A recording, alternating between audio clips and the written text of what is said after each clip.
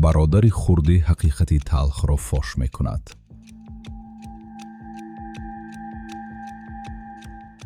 محترم судья, این آدم شرم نمی دارد. 5 سال پدرم بستری بود. وای در روسیه کیف و صفا می کرد. یک بار زنگ نمی زد. من زن و فرزندانم را مونده شب و روز خدمت پدرم را کردم.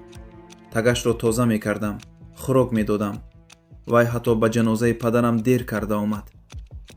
اکنون کی پدر گذشت خانه به یادش زد. پدرم پیش از مرگش گفت سهراب خانه من خانه توست چون که تو مرا پرتافته نرفتی. دروغ. پدرم هیچگاه این خیل نمی گفت. تو خودت او را فریب کردی. حجت کجاست؟ خاموش.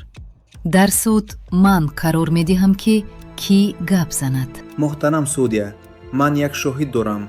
وای همه‌اش را می داند.